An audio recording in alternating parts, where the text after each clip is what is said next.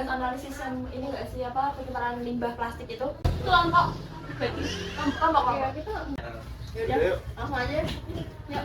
Aku aja yang cari berita, yang lain cari Juna. Kayak Tong sampah memenuhi bibir pantai Talanca, Kabupaten Sukabumi. puluhan ton sampah tutupi bibir pantai Talanca, Sukabumi. Buset. Nah nih, parah banget terusan juga rusak lingkungan nggak sih ini udah nggak beraturan nih. iya kan Orang demen buang sampah sembarangan ya, dari dulu kalau keluar kayak gini deh. Sampah itu kan buangan dari hasil suatu produksi kan. Emang limbah sampah itu nggak ada nilai gunanya lagi. Cuman gimana kita pemerintah itu bisa make limbahnya ini biar ada gunanya gitu loh. kayaknya kita harus punya cara deh buat bantu meskipun dari hal yang kecil nggak sih. Aku sama Neo, gimana kalau sampah plastik itu kita manfaatin jadi barang yang punya nilai guna. Bener banget tuh. Nah, ide bagus sih. Cuman memang nanti mau buat apa dah? Ada saran nggak? Lihat nih Ro, kita bikin ini aja guys. Lihat nih Ro, dari Yapo dibikin kayak gini. Lihat guys, kita bisa bikin lampu tidur nih, kayak gini nih. Tahu nggak sih yang itu yang tadi dijelasin sama Bu Ana itu loh? Oh, proyek suara tuh. Proyek suara itu. Ya apa sih namanya? Ya pokoknya Monas yang di dekat Domsat itu loh. Itu tuh mudah. Oh, alah. Tapi bisa nggak sih? Iya, tapi itu bisa sih, karena kan jarang ada yang bikin kayak konsep itu. Bisa. Sekarang mending kita ke Museum Mandala aja nggak sih biar tahu khususnya ini nih yang nggak tahu tuh muda. Biar Nero juga bisa bedain Iya. nggak sih? Mana Monas, mana tuh muda. Iya. oke. Kita healing sambil tahu tuh muda tuh apa. Boleh. Feeling sambil belajar kita. Kalian kepikiran ya sih? Sama plastik itu pada dari mana aja sih? Banyak kan sih dari aktivitas manusia kayak bekas apa makanan gitu, terus botol minuman, terus apa ini kemasan belanja gitu, sedotan, tapi masih banyak lagi sih. Salah satunya Ro, ada plastik tuh yang kecil banget, namanya tuh mikroplastik. Jadi mikroplastik itu berasal dari sampah besar yang terurai, atau bisa juga dari kayak sampah kosmetik gitu. Oh.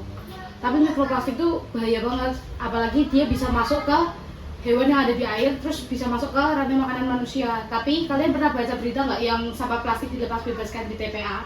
Terus yang dia makan sisa-sisa makanan gitu loh, sampah-sampah. Iya, tapi Pernah itu nggak sih? sapinya diternak kan? Iya, Tadi pernah nggak sih? tadi lewat, bentar. Tapi pemakan sampah. Tapi aku pernah lihat di TPA di Barang juga banyak tau. Oh, yang di Semarang itu ya? Iya. Ih, mana dong lihat? Oh, nih. Ih, jorok banget. Pantesan lingkungannya rusak. Emang apa aja sih dampaknya buat lingkungan, guys? Tapi secara biologi tuh plastik bisa mencemari dua, kayak tanah sama air. Kalau di tanah sendiri tuh misal ada plastik numpuk nih di atas tanah, nah organisme di bawah tanahnya itu bisa terganggu, sama kalau tumbuhan mau fotosintesis itu bisa terhambat. Terus nah, tapi akibat dari secara biologis itu hewan tuh mudah terjerat gitu loh. Jadi kayak mereka tuh salah makan plastik dan akhirnya mereka cepet mati kayak sapi itu gitu. Nah, kalau limbah plastik dibiarin guys, itu bisa ganggu ekosistem kita, ekosistem hewan. Nah, itu juga bisa berdampak bagi manusia. Salah satunya itu bencana alam, bisa bikin banjir guys. Itu ya dampaknya banyak banget. Bisa berdampak itu ya sama ekosistem lingkungan. Tapi aku mau tahu dong jenis-jenisnya apa aja sih? Tapi jujur itu banyak banget gak sih jenis? Ya, kalau jenis plastik itu banyak banget. Kita kan mau bikin produk tuh, kita kan pakai jenis limbah kayak gimana? Tapi kelompoknya kita tuh ketinggalan satu langkah tau. Apa tuh? Apa Jadi tuh? kita analisis dulu jenis limbah yang mau kita pakai apa. Jadi biar produk yang kita buat itu benar-benar bisa mengevaluasi apa dari banyaknya faktor perubahan lingkungan yang disebabkan dari limbah plastik. Jadi kita ikut berpartisipasi secara kecil. Cari jurnal berarti nih. Iya, jadi kita saja gak sih? Oh ya guys, kita kan mau bikin produk nih. Nah, karena produk kita dari limbah plastik, jadi kita harus cari limbah plastik yang memang berulang dong. Aku udah baca jurnal, jadi ada namanya itu jenis plastik PET guys. PET. Nah, jadi jenis plastik PET ini adalah jenis plastik yang gampang berulang. Biasanya dipakai buat botol-botol plastik itu. Nah, ini juga bisa dipakai buat bikin tote bag, bikin pakaian, bikin hiasan, gitu-gitulah. Oh, boleh juga tuh. Sekarang juga mending pakai lampu LED juga nggak sih? Soalnya kan saya ngerti juga ya dari yang aku tahu itu lampu LED itu benar-benar hemat energi banget sih. Iya, sih. Aku punya ide nih. Terus kita nanti desainnya bikin bentuk Monas. Maksudnya tuh pemuda. Nah, biar ada nih seninya sama lagi. Edukasi dong. Nah, kalau dari situ kita tuh nggak cuman mengatasi apa permasalahan plastik aja, tapi kita juga menerapkan prinsip gaya hidup berkelanjutan. Dari situ kita udah jadi bagian buat solusi tentang masalah limbah plastik. Jadi keinget deh, sebenarnya tuh pemerintah udah ada andil tahu buat ngurangin limbah plastik. Dengan kemarin Mbak Ita pernah masuk berita kan, ya dia tuh bikin bioplastik gitulah. Tapi aku nggak tahu sih sekarang masih lanjut apa enggak. Yang mana sih? Aku nggak pernah tahu ya. Padahal itu beritanya rame tau. Iya. Iya kan? Guys, sorry dari kamar mandi. Tadi bahas apa aja sih? Intinya tuh di berita itu Mbak Ita tuh bikin polybag buat tanaman dari tepung tapioka. Nah itu kan dari bahan-bahan yang ramah lingkungan. Nah itu cocok sama tugas kimia yang bakal kita bahas. Bagus sih. Mungkin maksudnya buat mengurangi pencemaran lingkungan dan pemanasan global. Ya, itu juga bisa masuk ke tugas kimia yang belum kita kerjain. Itu kita diminta buat nganalisis penggunaan konsep kimia lebih jauh, terutama dalam mengatasi permasalahan global, misalnya pencemaran plastik. Kan sesuai sama produk yang udah kita bahas sebelumnya kan. Hah? Emang ada ya konsep kimia yang bisa ngatasin permasalahan global? Konsep kimia yang aku tahu itu ya, itu sih ya kimia hijau sih, cuman aku nggak tahu itu bakal bisa ngatasin permasalahan global apa enggak. Iya, kimia hijau tuh bisa jadi solusi buat mengurangi permasalahan itu. Emang kimia hijau apa sih? Menurut yang aku dapat dari Google nih ya, jadi kimia hijau tuh kayak upaya kita mencegah atau menghilangkan penggunaan zat berbahaya untuk mencegah polusi dari sumber-sumbernya. Ya, sebenarnya kimia hijau itu cocok buat mengatasi masalah plastik yang sedang marak ini. Misalnya kayak penggunaan bioplastik dari bahan terbarukan yang kayak udah dilakuin sama Mbak Ita. Guys, tapi biar info yang kita dapat lebih akurat, gimana kalau kita cari jurnal tentang info permasalahan ini? Oh boleh, aku yang cariin aja ya? Boleh, cari. Udah nemu nih? Jurnalnya guys, nih.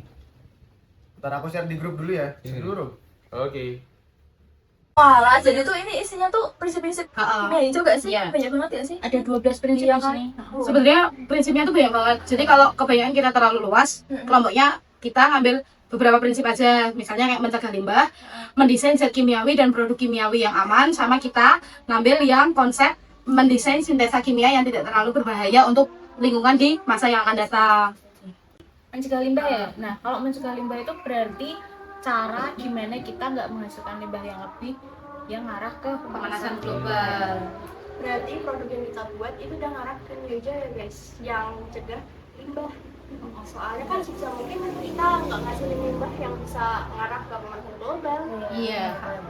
Tapi guys, yang dibilangnya nggak salah, karena produk yang mau kita bikin, yang mau kita rencanain itu lebih ke mengurangi limbah plastik di lingkungan dan juga ngebikin produk dari sampah plastik yang udah nggak dipakai itu.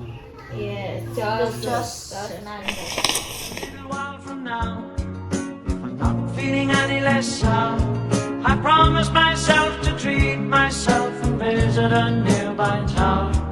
And climbing to the top, will throw myself off in an effort to make clear to everyone it's like when you're shattered, left standing in the lurch at a church where people are saying, my God, that stuff, she stood him up. Hai guys, kita ada di bagian pertempuran 5 hari Semarang. Dan di sini kita akan menjelaskan bagaimana keberlangsungan pertempuran itu. Nah, jadi setelah kemerdekaan, warga Semarang, para pejuang itu bertekad bulat untuk merebut kekuasaan senjata di Asrama Tegucigalpa.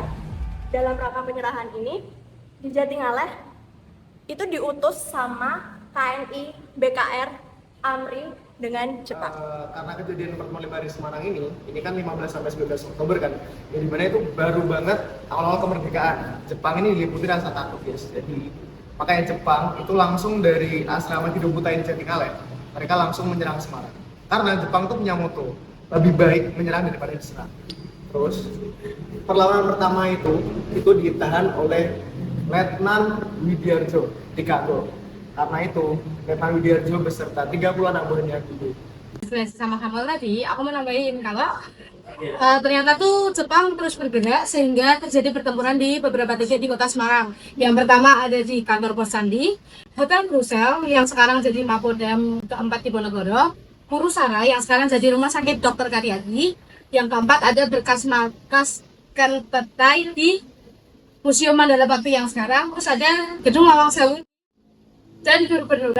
Terus dalam pertempuran yang berkecamuk hebat di hari itu, Gubernur Wonosobo itu ditangkap dan ditahan di markas Hidup Bukain di Jatingal. Pertempuran Jepang makin meluas ke arah barat. Jepang juga ke arah Pandanaran buat merebut markas dari TKR di gedung Akutbang. Nah, dari situ pertempuran makin meluas lagi nih ke arah Depok, Karangtengah, Bojong, dan Jepang itu juga berusaha buat merebut hotel Pavilion. Sekarang hotel Divya Putri, tapi sekarang hotelnya itu udah nggak pakai guys, udah terkenal itu. Nah, di situ secara kebetulan juga si pihak Jepang ini membakar di kampung Batu. Setelah kita mengetahui bagaimana peristiwa yang terjadi, kita juga harus mengetahui nih siapa saja sih tokoh yang terlibat dalam pertempuran 5 hari di Semarang ini. Oke, yang pertama ada Wongso Negoro, yang kedua ada Dr. Karyadi, yang ketiga ada Letkol Holen Iskandar, keempat ada Muhadi, yang kelima ada Letnan Widarjo, yang keenam ada Kolonel Jati Kusumo, yang ketujuh ada Kapten Widodo, yang delapan ada Marsya Siddharta, yang ke-9 ada Martadi, yang ke-10 ada Pramuka Suprapto, dan yang ke-11 ada Selo Suharyo. Nah, pihak-pihak ini tuh yang termasuk dalam TNI. Ada juga yang dalam pihak Jepang. Yang pertama ada Mayor Kido, yang kedua ada Mayor Yogi, yang ketiga ada Kapten Wada, dan yang terakhir ada Sersan Tanaka. Buat mengenang jasa-jasa para pahlawan yang gugur dalam pertempuran 5 hari, dibuatlah monumen Buddha. Betul banget. Peristiwa pertempuran 5 hari Semarang dikenang dengan pembangunan Tugu Muda di Simpang 5, Kota Semarang. Oh iya guys, kayaknya sebelum kita mulai membuat produknya agar dipelancar kegiatan kita hari ini, kayaknya kita berdoa dulu ya. Mari teman-teman, sebelum kita membuat produk, maka sebaiknya kita berdoa kemudian cara atau dengan Bapa dan Putra dan Roh Kudus. Amin. Allah Bapa yang Maha Baik, kami bersyukur kepadamu atas kehidupan, kemudi dan kreativitas yang Engkau anugerahkan kepada kami. Pada hari ini kami sudah mulai pembuatan produk lampu tidur dari limbah plastik sebagai bentuk usaha dan kepedulian kami terhadap kelestarian lingkungan. Bimbinglah pikiran dan tangan kami ya Tuhan, agar setiap proses yang kami lakukan berjalan dengan baik, dan semoga karya kami ini bermanfaat untuk menjaga sarana ciptaan-Mu dan mengurangi kerusakan lingkungan. Kami menyerahkan seluruh usaha dan niat baik kami ini ke dalam tangan kuasa-Mu yang Tuhan Yesus Kristus, Tuhan dan Juru Selamat kami. Amin. Dalam nama Bapa dan Putra dan Roh Kudus. Amin. Good luck guys. Limbah plastik seperti botol bekas merupakan masalah lingkungan yang sangat serius dan fatal. Tetapi dengan kelompok kami bisa mengubahnya menjadi barang yang bernilai guna. Proyek kerajinan tangan ini bertujuan untuk mendaur ulang limbah botol plastik berbentuk lampu tidur Tugu Muda, dan selain membantu mengurangi sampah plastik, kerajinan ini juga dapat menjadi hiasan lampu tidur yang ramah lingkungan. Botol plastik, gunting cutter, lem tembak dan solasi, kardus, cat akrilik, spidol, lampu, koran dan kuas. Lalu cucilah botolnya. Setelah itu dikeringkan. Siapkanlah botol plastik kecil, lalu beri garis di tengah botol. Lalu potong menggunakan cutter menjadi 2 bagian, dan selanjutnya potong kardus berbentuk lingkaran sesuai garis. Setelah itu garisi kalender. Siapkanlah kalender yang sudah berbentuk lingkaran, potonglah sesuai garis. Berilah double tip pada kardus. Lalu tempelkan kalender yang sudah dipotong di atas kardus. Siapkanlah botol plastik dan potonglah bagian atasnya. Bagian botol yang telah dipotong berilah cat warna putih. Buat menjadi 4 bagian dan tempelkanlah pada kardus yang sudah ditempel kalender. Siapkanlah obeng dan botol plastik. Panaskanlah obeng dan lubangilah botol plastik menggunakan obeng yang sudah dipanasi di kompor.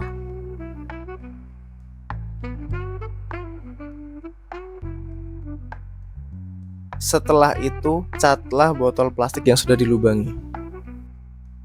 Lubangilah alas kardus berbentuk kotak untuk memasukkan lampu. Lalu bentuk pola sayap Tugu Muda, lalu potonglah sayap tersebut. Setelah itu, tempelkanlah pada plastik bekas. Kemudian, potonglah plastik bekas yang sudah ditempel. Lalu masukkanlah lampu LED ke dalam botol yang sudah dilubangi. Lalu tempelkanlah badan tugu ke alas menggunakan lem tembak. Lalu tempelkanlah sayap tugu dan tempelkan kelima sayapnya ke alas. Lalu lem bagian ujung menggunakan lem tembak. Setelah itu, tempelkan kuncup tugu di bagian atas dengan rapi. Tempelkanlah pita pada bagian alas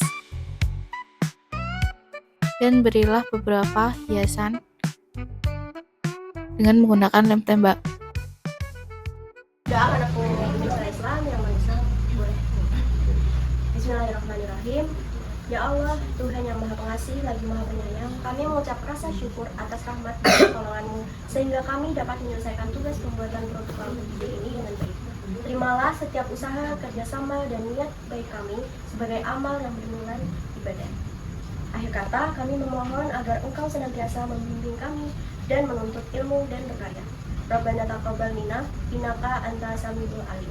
Amin ya rabbal alamin. Tada, lampu tidur tugu muda dari sampah plastik ini sudah jadi. Selain dapat mempercantik ruangan, kerajinan ini juga bisa mengurangi limbah plastik dan juga memiliki nilai guna dan nilai estetika. Guys, ini kan harus jadi udah mah detail para. Itu. Detail. Ada dewe gawe PEB sih langsung. Iya sih. Ini toko apa ya? Cat. Oh iya, toko cat, toko lampu. Sini. Bensin. Perangkat kerja, Terus listrik. listrik. Ini akrilik regane piro lah? Akriliknya ini 10.000. Bang. Bensinnya Mangen wis, sama sama sotok to.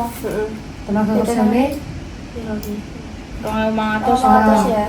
kuwi wis Kali 6 15.000. Terus mbek akrilik 10.000 tambah 15.000. Oh iya, iki apa lem tembak? lem tembake Kenangu. iki tuku papat. 44. 4.000 Dan masih juga buat berarti piro? 10% weh. 10% iki totale 48.500. Bro, iki poster yang tinggal produk gede main warna apa dah? Nek warnane biru putih apa ya? Apik sih, Nah iki apa iki? Boleh. Fone iki harusnya sing koyo piye lah? Oh iya, dia kudune nganggo font sing iso narik perhatian masyarakat. Contoh iki apik iki.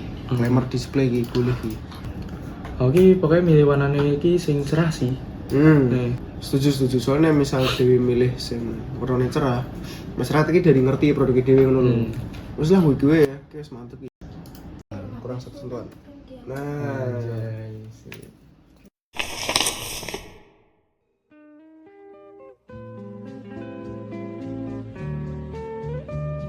guys, kemarin tuh hasil produknya itu berapa sih yang minggu lalu? nah bisnis kita untuk banyak loh. Cuman pertanyaannya nih, mau kita pakai pita apa uangnya? Kira nggak? Kalau menurutku buat kita hangout aja nggak sih? Soalnya kita udah capek kerja nih. Saatnya kita self reward nggak sih? Ya sih, mending nongkrong di kafe aja, chill gitu sambil makan-makan gitu. Guys, seru juga tuh kalau kita rayain bareng-bareng. Apa nggak mending ini uangnya buat kita beli yang lain loh, yang lebih penting gitu, kayak kan ini kan kita semester 2 LKS masih baru kan. Nah, kita buat beli itu, enggak kita buat upgrade skill, terus bisa juga diputar lagi uangnya biar kita dapat lebih baik.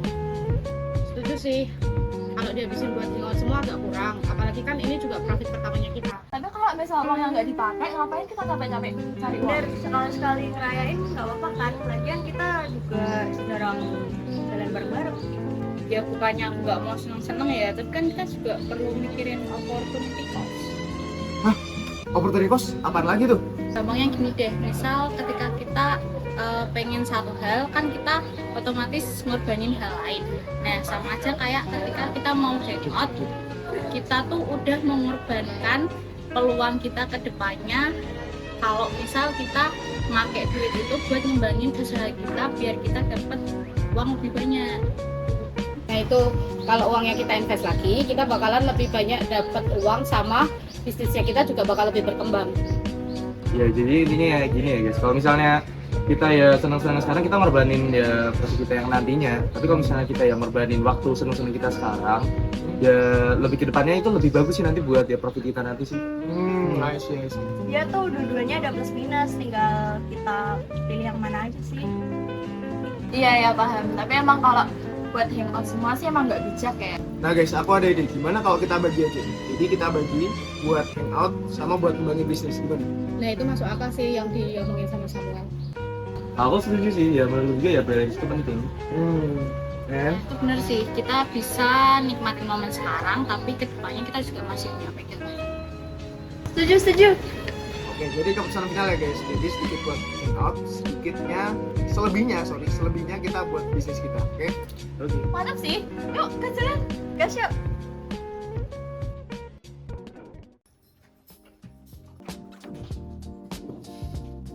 Okay guys, let's switch to English. I want to talk about something, how technology affect our expenses. So, what do you think guys? What factor did really affect our expenses the most? I think it's related to digital lifestyle, right?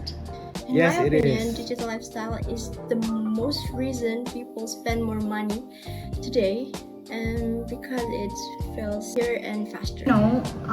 Digital lifestyle is basically how we use digital technology in our daily life, like shopping, paying, or accessing service online. Shopping side, digital lifestyle has many benefits. So online shopping saves times and lets people buy things easily anytime. However, the downside of digital shopping is impersonal touch because there are no physical interaction, no cash payment, and spending feels unreal. As a result, people easily buy things they not actually need. Do you know what? I experienced this directly at home. Oh, My mom was surprised when a package arrived at our house. She ordered it herself while scrolling through her phone, like because it was COD, cash on delivery. It didn't feel like real spending. Yeah, this kind of situation, it shows how small and unplanned spending can happen easily. When people don't feel the payment, they forget to think about the opportunity and what they give. Digital lifestyle is also helps education. Online learning is flexible and lets students access learning materials from anywhere. The problem in digital education is the lack of human touch. Too much using technology can reduce interaction with teacher and student and make learning feel less personal and less engaging. Because of that, guys, technology should support education, not replace human connection. So, for me, balance is important so our learning stays effective and meaningful. A lot of example show why opportunity cost matters. When we spend our money or time carelessly, we lose other opportunities that may be more valuable, like saving, investing, or improving our skills. Digital lifestyle itself is not bad. It gives many benefits for shopping and education, but because it feels impersonal, people must be more aware of their choices. So guys, if we understand about opportunity cost, we will think more carefully before we spending our money or relying too much on technology. In conclusion, disciplines and balance are the key. Technology should be used wisely so we gain the benefit without suffering from the negative effect. I agree with Abel, guys. So I guess let's use our technology wisely and be smarter with our money so that we can make a better decision. Okay. I think that's it for today. Okay. Yes. See you guys.